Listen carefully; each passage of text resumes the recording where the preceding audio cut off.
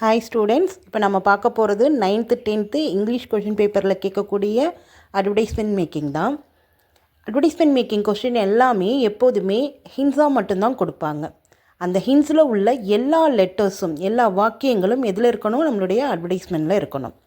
So இதை வச்சு மட்டும்தான் நாம் இப்போ அட்வர்டைஸ்மெண்ட் மேக் பண்ண போகிறோம். இதுக்கு 5 மார்க் கொடுப்பாங்க. 5 மார்க்குமே நம்ம ஈஸியாக எடுக்கலாம்.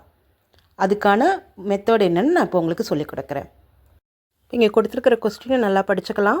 MN silks, all varieties, latest collection, low cost, authorised silk mark showroom, festival offer, good customer service. இப்போ நல்லா படித்தோன்னே உங்களுக்கு புரிஞ்சிருக்கும் இது ஒரு துணிக்கடைக்கான ஹின்ஸுன்ட்டு. கொடுக்கப்பட்ட ஹின்ஸை வச்சு இப்போ நாம் அட்வர்டைஸ்மெண்ட் மேக் பண்ணியாச்சு.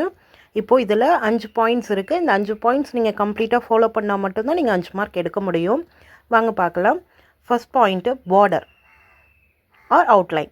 இப்போ இதில் பார்டர் கொடுத்துருக்கு. நீங்கள் அவுட்லைன் கூட கோடு கூட கொடுக்கலாம். ஆனால் அந்த கோட்டை கொஞ்சம் ஹைலைட் பண்ணி கொஞ்சம் திக்னஸ் பண்ணி காமிங்க. இரண்டாவது டைட்டில் அண்ட் அட்ரஸ். கொடுத்துருக்கக்கூடிய அட்வர்டைஸ்மெண்ட்டுடைய டைட்டில் இது துணிக்கடைங்கிறதுனால நான் எம்என் சில்க்ஸ் அப்படின்னு கொடுத்துருக்கேன்.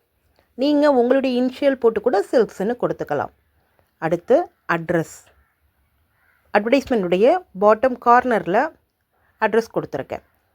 கண்டிப்பாக டோர் நம்பர் இருக்கணும், ஸ்ட்ரீட் நேம் இருக்கணும், ஊர் இருக்கணும், காண்டாக்ட் நம்பர் இருக்கணும். மூன்றாவதாக பிக்சர்ஸ். இது துணிக்கடை விளம்பரம் தான், ஆனால் சில்க் மார்க் ஷோரூம் அப்படின்னு சொல்லி போட்டிருக்காங்க. ஸோ சில்க் மார்க் வந்து பட்டு சாரீ, பட்டு வேஷ்டி ஷர்ட் அந்த மாதிரி இதுக்கு தான் சில்க் மார்க் கொடுப்பாங்க. பட்டின் தரத்துக்கான ஒரு முத்திரை அது. அதனால் நான் இங்கே வெறும் சாரீஸ் மட்டும் போட்டிருக்கேன். வேறு எதுவும் ரெடிமேட்ஸ் துணிக்கடைகள் அது மாதிரி வந்ததுன்னா நீங்கள் மற்ற விதமான வெவ்வேறு விதமான ட்ரெஸ் வந்து நீங்கள் பிக்சராக வரைஞ்சிக்கலாம். இப்போது இங்கே சில்க் மார்க்குங்கிற ஒரு விஷயம் கொடுத்துருக்கிறதுனால நான் சாரீஸ் மட்டும் வரைஞ்சிருக்கேன். நான்காவது கேப்ஷன்ஸ். இப்போ இந்த கடையில் வாங்கக்கூடிய பொருளுக்கு அவர்கள் கொடுக்கக்கூடிய ஆஃபர், டிஸ்கவுண்ட்ஸ், அந்த பொருளுக்கு என்ன ஸ்பெஷாலிட்டி இருக்குங்கிறத நம்ம என்ன பண்ணணும்? ஹைலைட் பண்ணி காமிக்கணும். இப்போ இதில் all varieties, latest collections, good customer service, festival offer, authorised silk mark showroom அப்படிங்கிறத நான் ஹைலைட் பண்ணி காமிச்சிருக்கேன். ஐந்தாவதாக ப்ராடக்ட் டிஸ்கிரிப்ஷன். ப்ராடக்ட் ரிலேட்டடாக உள்ள குவாலிட்டிஸை அல்லது டீட்டெயில்ஸை நாம் லிஸ்ட் அவுட் பண்ணி காமிக்க போகிறோம். இப்போ நான் இங்கே கொடுத்துருக்கிறது என்ன லிஸ்ட் அவுட் பண்ணி காமிச்சிருக்கேன்?